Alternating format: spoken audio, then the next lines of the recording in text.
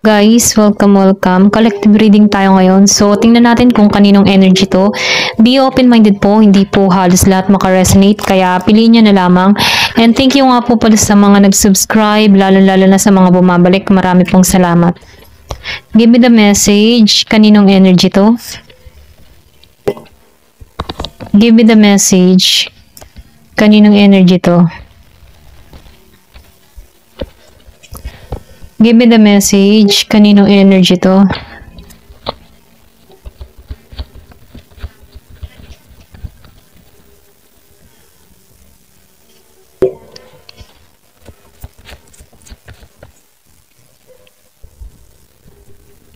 Give me the message.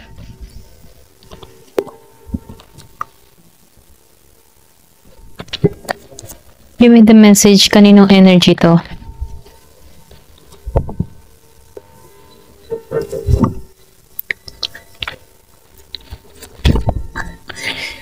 Nakikitaan ko dito, no, yung iba sa inyo, meron ka ditong tao na uhaw sa iyo, okay? Uhaw sa pagmamahal, uhaw sa attention mo, okay? Kumbaga, nakikitaan ko dito na hinahanap-hanap ka ng tao na to, no? Lalo-lalo na kapag ito'y nagsosolo, or pwedeng sabihin the moment na nag-iisa na to sa kwarto, no? Namimiss niya ikaw dito. So, nakikitaan ko dito, walang transformation na nangyari sa inyo, okay? So, nakikitaan ko rin dito, no? Yung iba sa inyo naka-recover na sa sitwasyon, okay? Naka-moving on ka na dito sa tao na to. Kaya itong tao nito, no? Nafe-feel nito yung energy mo na unti-unti ka nang nawawala or ramdam ng tao nito na hindi mo na siya pinagtutuunan ng pansin dito, okay? So, nakikitaan ko dito na nakapokus ka sa iyong peace of mind, okay? Kumbaga, andito ka sa pagtungo sa iyong mga pangarap, no? So, nakikitaan ko dito yung pagiging mong determinado sa gusto mong ma-achieve dito. So, nakikitaan ko dito, pumapabor sa iyo yung kapalaran dito. Ito lang nakikita ko. So, marami ka nang tiniis na hirap dito, no? Sa pagsubok dito sa tao na to, marami ka nang sinacrifice, marami ka nang pagtitiis na nangyari. Okay, ito lang nafe-feel ko sa'yo. So, nakikita ko rin dito, no? Yung iba sa inyo, nakaramdam dito ng betrayal, no? Yung parang tipo na sinasaksak yung puso mo, no? So, sa mga natutuklasan at nalaman mo dito, yung iba, betrayal, cheater, or pwede rin sabihin na mga masasakit na karanasan, ano? So, ito lang nakikita ko dito, pero nakikitaan ko dito, tapos na to eh. Kumbaga, naka-moving on ka na dito, nalampasan mo na to. So, nakikita ko dito, hindi mo na pinagtutuunan ng pansin tong tao na to. Okay, ito lang nakikita ko. So, meron ditong Gemini, Aquarius, and Libra, Scorpio, Cancer, and Pisces. And, yun lang yung nakikita ko dito. More air sign and water sign, okay? So, nakikita ko dito, mas nagiging klaro ka sa vision mo, nagiging klaro ka sa iniisip mo, mas priority mo yung iyong kapakanan dito, no? Lalo-lalo na yung physical mo, yung mindset mo, okay? So, mas pina-priority mo yung iyong kapayapaan. Ito lang yung nakikita ko. Then, nakikita ko rin dito, meron ka ditong tao na pinagdadamutan mo, no? Kasi nakikita ko dito, maybe pinagdamutan ka nito. Okay, kaya nakikita ko dito, hindi mo to pinagtutuunan ng pansin, okay? Hindi mo to binibigyan ng panahon at oras. So, nakikita ko dito, yung iba sa inyo, lumabas ang Ace of Cups reverse, yun nga sinabi ko nga kanina, hindi mo na to pinagtutuunan ng pansin, ano? Wala kang binibigay na oras, atensyon sa tao na to. Mas priority mo yung sarili mong paglago. Ito lang nakikita ko. Or pwede rin sabihin, meron ng pumupukaw sa'yo na ibang atensyon, okay? Or pwede rin meron tao dito na pumupukaw na sa'yo ng bago, ano? Meron dito nagbibigay sa'yo ng, yung tipo na may nagbibigay sa'yo ng oras at panahon. Yung iba sa inyo, meron ditong kadiling na bago, okay? Yung iba ha, ito lang nakikita ko. So, nakikita ko dito, yung iba sa inyo, naging maayos, nagiging maganda yung sitwasyon, ano? Kasi nafe-feel ko dito, meron ditong tao na pumupuno sa'yo, okay? Yung iba sa inyo, pwede rin sabihin kaya ka nakaka-moving on dito dahil meron ng bagong tao na pumapasok sa buhay mo. Or kung single ka ngayon at wala pa rin, no? Meron ditong patungo sa'yo, okay? Ito lang yung nakikita ko, no? So, nakita ko yung 444. So, So, nakikita ko rin dito, no, yung iba sa inyo hindi ka na nakikipag-usap sa tao mo, no, pwede rin sabihin na binitawan mo na to, iniwan mo na to, or hindi mo na to kinikibo, ano, yung iba sa inyo wala pa rin usap ng tao na to, or pwede rin sabihin dinedma mo na lamang din ng tao na to, no, kasi nakikita ko dito na mas magaan yung iyong nararamdaman pamula nang hindi mo to nakakausap dito. Yung iba, hindi halos lahat. Ito lang yung nakikita ko. Gusto nitong kumawala. So, sa 5 of Cups, marami ka nang nasayang dito eh. Kaya, kumbaga, dumating ka na sa point na nagluksa ka, or pwede rin sabihin, dito, pinasok yung realization sa'yo, no? Natauhan ka dito na kailangan na tong pakawalan. Okay? Ito lang yung nakikita ko.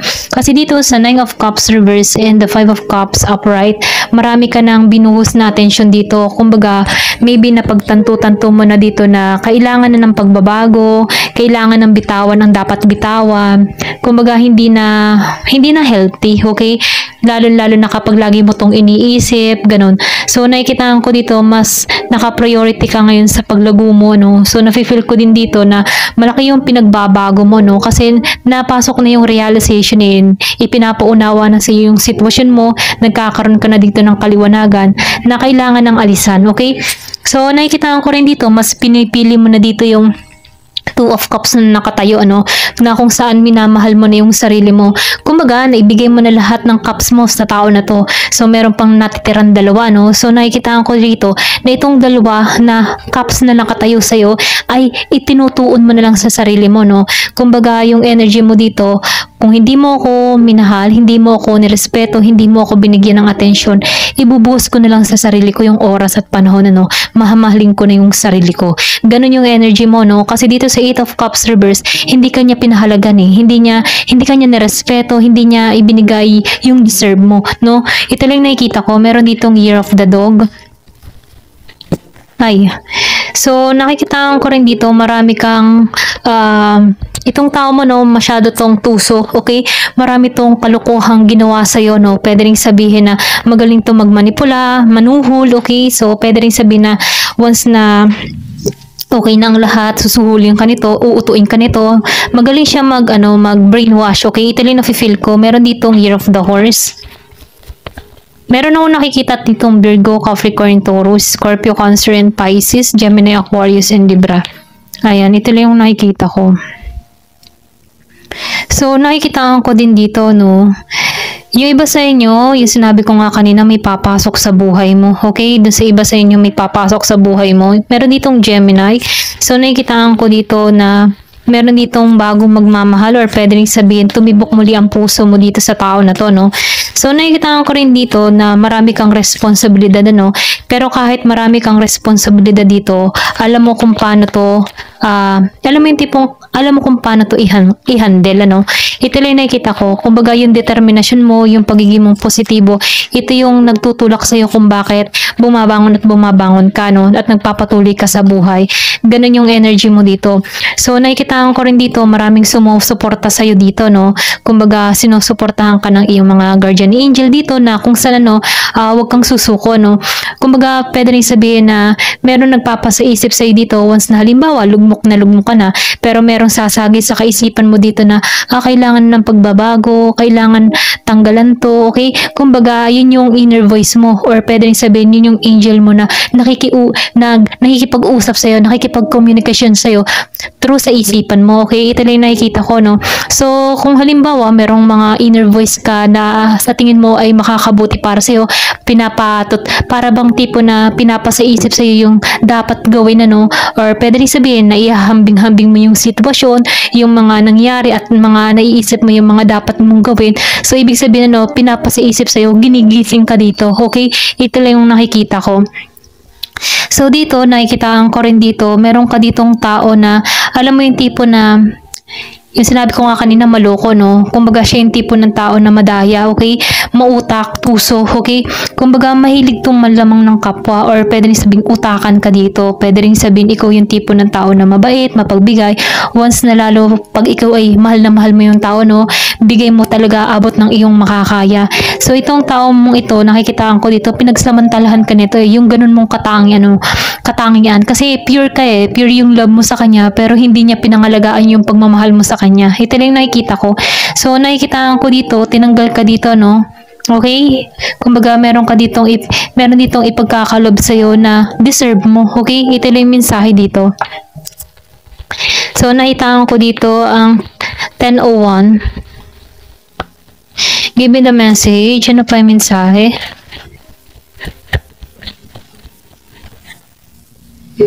So, dito, no, nakikita ko dito, nagiging kang matalino eh. Kumbaga na pag-iisip-isip mo or pwede rin sabihin na pag ninilay-nilay mo yung nangyayari dito, no, kumbaga nagkakaroon ka dito ng kaliwanagan, nagigising ka dito, okay? Kasi marami ka nang nasacrifice eh, marami ka nang nabuhos na attention dito, maraming pinakita sa'yo dito kung sino yung mga nanloko, ng trader sa'yo, no? So, nakikita ko dito, andito ka ngayon sa power mo, okay? Na ibalik mo yung lakas mo, yung katatagan mo. So, nafe-feel ko dito marami kang natutunan dito sa connection na to, kung bakit nandito ka sa authority mo, no? Naninindigan ka kung ano yung gusto mong ipaglaban dito. So, nafe-feel ko dito, nagiging kang matalino, mautak, ano? Marami kang natutunan. Kumbaga, itong mga lesson na nangyari sa'yo, ito yung nagpapatayo sa'yo kung bakit nagiging kang matatag dito sa King of Swords, okay? Ayan, ito lang nakikita ko. Maraming betrayal na nangyari sa inyo. Yung iba sa inyo, inalipusta. Yung iba sa inyo, binuli. Or pwede rin sabihin yung iba sa inyo, yung parang halimbawa na pinag-usapan ka, okay, ginosip ka dito. Ito lang nakikita ko. Lalo-lalo na ng time na down ka, no? So, marami dito ng mata sa'yo. Pero ganun pa man, no, huwag kang mag-alala kasi yung justice ay kikilos dito. Kumbaga, ipagpasa-Diyos mo na lang itong mga tao na nagtrato sa'yo ng hindi maganda dito kasi nafe-feel ko dito na darating yung justice para sa'yo. Okay? Ito lang yung mensahe, no? So, ito lang yung nakikita ko dito.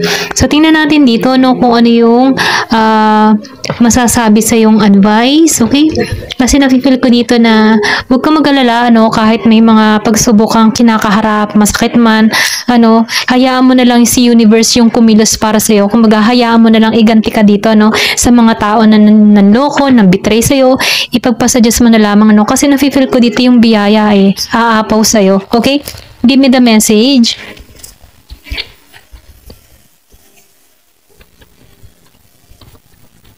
Give me the message. Ano pa yung mensahe?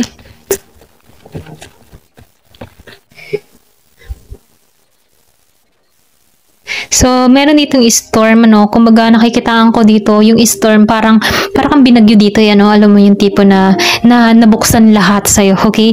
So, nakikitaan ko dito na pwedeng malampasan mo to or pwedeng nalampasan mo na to. So, meron ditong competition kung bakit, ano. So, meron ditong other woman dun sa iba. Meron ditong involved na ibang babae, ibang lalaki sa connection na to. Kumbaga, nakikitaan ko dito na sinubo ka dito, no? Ito lang nafe-feel ko. So, meron ditong change transition. So, nakikitaan ko dito yung pagbabago. Okay? May pagbabagong nagaganap sa'yo or pwede rin sabihin, ito na yung iniisip mo ngayon, ano? Yung pagbabago. Kailangan na ng pagbabago para sa sarili. Okay? Give me the message. Ano pa yung mensahe? Black obstacle. So, nafe-feel ko dito, yung iba sa inyo, pwedeng binalak mo na tong tao na to. Kumbaga, ito na lang yung naisip mong paraan para makalimot ka sa tao na to, no? Binalak mo na to sa social media, okay? Maging sa isipan mo, yung iba sa inyo. Kumbaga, nagkaroon ka dito ng lakas, okay? Or pwede rin sabihin, nagkakaroon ka na dito ng lakas para i-block to kasi andito ka na sa King of Swords. Naninindigan ka para sa sarili mo. So, meron ditong nagsisisi, okay? Meron dito nagsisisi, okay, sa mga ginawa niyang pagkakamali dito, okay, kung meron tong matinding ginawa sa'yo, no? Maraming yung nagsisi or pwede rin sabihin yung mga tao na gumagawa ng hindi maganda sa'yo yung nagsisisi dito, no? Kumbaga, pwede rin nagbabackfire sa kanila yung mga ginagawa nila dito, no? So, nakikitaan ko dito, merong malaking pagbabago na magaganap sa'yo or parating sa'yo, no? So, meron ditong marriage, o, diba? Yung kanina yung sinabi ko kanina. Yung sinabi ko kanina, ito yung ipagkakalob sa'yo, pwedeng bagong tao. Kaya ka tinanggal dito, no? Para ma-receive mo to, okay? Kasi ito yung para sa'yo, no? Meron ditong sacred union or sagradong pagkikita na kung saan, no, itong mga angel dito ay sinusuportahan ka patungo dito, no? So, meron ako nakikita ditong nakalaan talaga para sa'yo, okay? Give me the message. Ano pa yung mensahe? So, sinasabihan ka dito, huwag kang mawawala ng pag-asa, no? Huwag kang malulungkot, ano, sa sinapit ng iyong relasyon kasi nafe-feel ko dito, may mga ganyang eksena nangyari sa buhay natin para makita mo yung tamang tao or para ipagkalob sa'yo dito yung tama para sa'yo, okay? Ito lang yung nakikita ko. Ayan, meron ditong ikakasal doon sa iba sa inyo. So, mas mainam ano, ipanalangin mo to, okay? Para maganap to sa'yo, okay? Give me the message. Ano pa yung mensahe? So, nakikitaan ko dito yung iba sa inyo ngayon single, ano? Pero ganun pa man, kahit single ka sa panahon ngayon, ma-attract mo to. Okay, pwedeng ma-attract mo to once na binabago mo na yung sarili mo or pwede rin sabihin, andun ka nakatuon sa pagbabago. So, twin flame, yung iba sa inyo involved sa twin flame, okay? Or pwede rin sabihin, ito yung ma-attract mo at magiging kang masaya dito, okay? Ito lang yung nakikita ko. Ayan, meron ditong divine connection, secret union, okay? Tinanggal ka sa masakit at masalamuot na to kasi para ma-receive mo to, okay? Itong sagradong pagkikita dito at marriage. Kasi deserve mo yung marriage okay? So, nafe-feel ko dito, yung twin flame mo dito ay yung talagang mamahalin ka dito ng no? Totoo. Kumbaga, ang twin flame ay siya yung tipo ng tao na dual mo, no? May pagkakasundo kayo, balance. Balance yung connection. Yin and yang, okay? So, ito lang yung nakikita ko. Ayan. Thank you for watching. Love and peace.